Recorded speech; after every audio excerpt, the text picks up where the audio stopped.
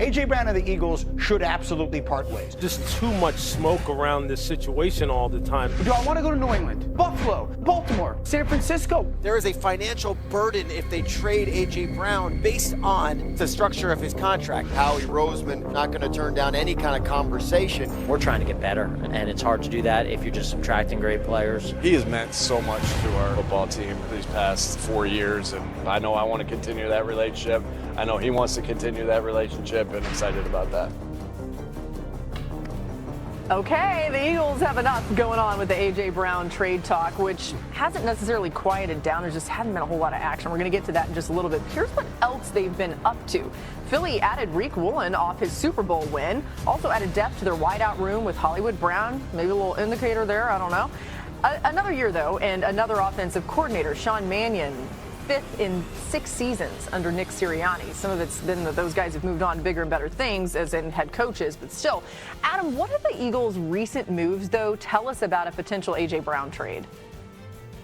Well, not a lot, Laura. Look, they signed Elijah Moore. Elijah Moore and A.J. Brown are close friends from college, so you could interpret that as the fact that maybe they want to make A.J. Brown happy and keep him there by signing Elijah Moore. Some people say, oh, they signed Elijah Moore and Hollywood Brown. Maybe those are potential replacements as it pertains to A.J. Brown. The fact of the matter is we're in late March, and it doesn't look like anything's going to happen with A.J. Brown for a little while, if it even happens at all. The Eagles have listened to teams, but they have been steadfast in saying all along that they were not looking to trade him and would only trade him unless they got an offer they couldn't refuse. That has not transpired so far. Plus, the thing to remember is that it would be easier to trade A.J. Brown after June 1st due to the salary cap acceleration. So if they were going to trade him, that would be the time to do it. The question is, New England's been the one team that's out there that people have linked up and connected to A.J. Brown. Is New England going to bring back Steph Diggs? Is New England going to use a high pick on a wide receiver? Is New England going to find another receiver between now and June 1st? We don't know how that's going to work out yet, so it's too early to say that he's going to wind up in New England. If he were to be traded, that would be the most likely destination, but there's nothing agreed to, there's nothing in place, and there's still a lot of time between now and June 1st for events to transpire. Interesting. Yeah, and Laura, outside of the New England Patriots, there aren't a lot of known suitors right now. The LA Rams looked into it, kicked the tires, ultimately decided to keep Devontae Adams and Puka Nacua and go that route. Kansas City Chiefs never really looked into this. For the most part, they're not going to do that trade. So it kind of feels like a standoff with New England. The next pivot point could be the NFL draft, because if you're New England, you might want to take a high pick in the draft, knowing that it's a deep receiver class. If Philadelphia wants to wait until June 2nd, where they can save money in the cap to do the trade, New England might have moved on by then. So something has to give. And also, if you're Philadelphia, you're trying to work a couple angles. If you trade A.J. Brown, you might do a deal to get a pass rusher like a Jonathan Bernard from Minnesota. So they have multiple balls in the air they're trying to figure out right now. Okay, so the Patriots, the team you know well, are the kind of the main team here, as Adam alluded to. Let's talk about the fit there, and then also just what you think in general the Eagles should do with A.J. Brown here. I think A.J. Brown, he's the type of receiver where he's going to fit wherever. He's a number one type of guy that can align on the outside. They signed Romeo Doubs. You have him, you have Kayshon Boutte. You have guys that can complement A.J. Brown, allow him to get the football. I think the relationship with him and Mike Vrabel would be one that would, I think, accelerate this trade and make it come to fruition early on in that relationship and the process of him being able to go out there and execute. But I say all that to say, if I'm the Philadelphia Eagles, I'm not trading A.J. Brown. Well, even with all the issues. No, sometimes a toxic relationship, you go through your ups and downs, but you got to stay the course. As I look at this for Philly, you signed a guy like Riq Woolen when you needed a cornerback spot opposite of Quinyon Mitchell. You're filling some gaps. Yes, you lost Nakobe Dean, but you still have Jahad Campbell, who will now get more reps. You need an edge rusher, but I'm not really trying to take away right now on the offensive side of the ball. You're bringing a new coordinator. Let's see what those vibes will bring throughout the course of the offseason. Adam mentioned after June 1st, you're going to have April when the offseason starts. Yep. You're going to have OTAs and all of those things with Jalen Hurts, Devontae Smith, Sean Mannion now at the helm. Let's see how that looks. Now we still have drama in the offseason. Now we can revisit it. Yeah, but then it's too late, right? Like, kind of. I hear you. Here's the thing. Like, you don't want to let go of a receiver like A.J. Brown. It just felt like at many times it was so untenable with that offense and everything that was coming out. Maybe it was Kevin Patullo's fault, you know? Maybe Sean Mannion's going to come in and fix it all. But like, what do you do if A.J. Brown wants out? Because that's sort of the issue right now. It's lingering. Like, at the very least, he would welcome a trade. He hasn't really forced the issue as far as a trade request, but it's sort of known that, like, he's kind of bummed that this hasn't worked out yet. He and Jalen Hurts seem to be in an okay place, but it's been up and down. We've all seen that every week. I mean, A.J. Brown's meltdowns late in the year on the sideline were like the 8th worst thing that happened in the Eagles season. You know, so it was just week to week. It was an issue. So it still feels like both parties know that it's best to move on.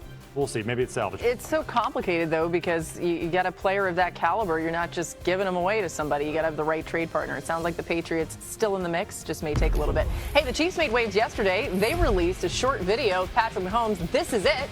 We're going to play it over and over again because why not? Look at him. He's throwing the football for the first time since he tore the ACL in his left knee back in December.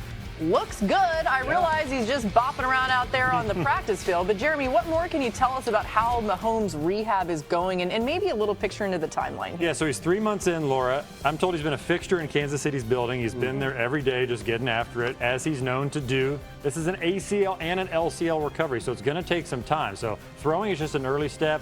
He's going to get to running, moving around more, cutting on that thing, and try to move on. He still hopes to play week 1, and nobody in Kansas City or the Chiefs organization is putting that against him. They're never going to doubt Patrick Mahomes, but they got Justin Fields knowing that he's good insurance. If he has to play 1 game, 4 games, whatever it is, he started a lot of games in the NFL, played a lot of football, so they feel good about that. They're just simply not going to rush Mahomes, despite how hard he's going to work to beat the timeline. And I look at the offseason moves, bringing Eric Bieniemy back, and he's going to bring, I think, a little bit more physicality to this offense, and then signing Kenneth Walker. I think that allows Patrick Mahomes to, hey, take your time. We'll have Justin Fields out there. We'll be able to run the football and do some of that quarterback, running back, run game, and allow him that time to get fully healthy before he comes back out there on the football field. Because I think, Jeremy, to your point, even once he's out there, it's going to take time for Mahomes to be the Mahomes that we've come to see and love, with him being able to rush and do all type of things out of the pocket and off platform. It's going to take a little while. So having a running back that you can depend on is going to go a long way. We've said this number a few times, but I mean, Patrick Mahomes is leading the team in rush yards, which is just crazy when you think about it. But that is part of his game. He's got to trust that again and get back to it. By the way, Chiefs runners, as I'm making this point, could not break 1 open last year at all. Just 1 20-yard rush all season. Kenneth Walker, by the way, had 10. Okay, so you're right. Bieniemy's influence plus Kenneth Walker joining the team, that helps Mahomes for sure. Coming up, the Miami Dolphins will look like a completely different team after hitting reset this offseason. But how long will it take? Minority owner of the Raiders the next year. And at some point, then he actually did wonder about a return to the field. Players, however, are prohibited from being owners. And Brady talked to CNBC about it and his inquiry to the NFL, new on SportsCenter. We explored a lot of different things, and I'm very happily retired. Let me just say that too. So I loved being out there playing in the flag game. I love not getting hit. I've got a lot of really fun things I'm involved in, and it's never going to be old. You know, you can get old throwing passes to incredible athletes on the football field. But if anything, that game reconfirmed to me that I'm very happy in my retirement. Made those like flag football uniforms look pretty good.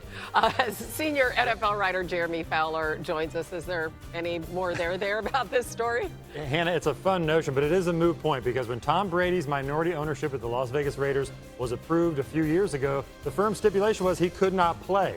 He simply can't take the field as a minority owner. So unless he wants to give that up, that's probably not happening. But he's been very involved with the Raiders, some of the front office decisions, the hiring of Clint Kubiak, the direction of Fernando Mendoza eventually is the #1 pick. So he's all in on the Raiders in that process. But look, you saw what we saw. He throws the ball pretty good still.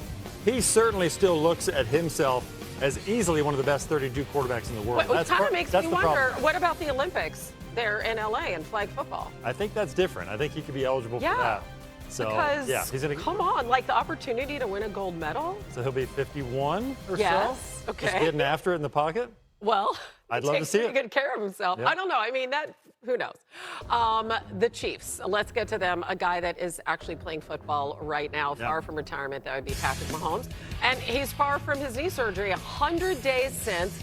This is the video that he posted. What can you tell us about his all his work behind the scenes to return. That he's been really aggressive the last 3 months. That's no surprise to the Chiefs, but he's been a fixture in their building. He's been in Kansas City rehabbing every day, spending hours at the facility, getting that knee ready to go. But this is a process. We're not talking about just an ACL tear. It's also an LCL tear. So the Chiefs aren't rushing anything.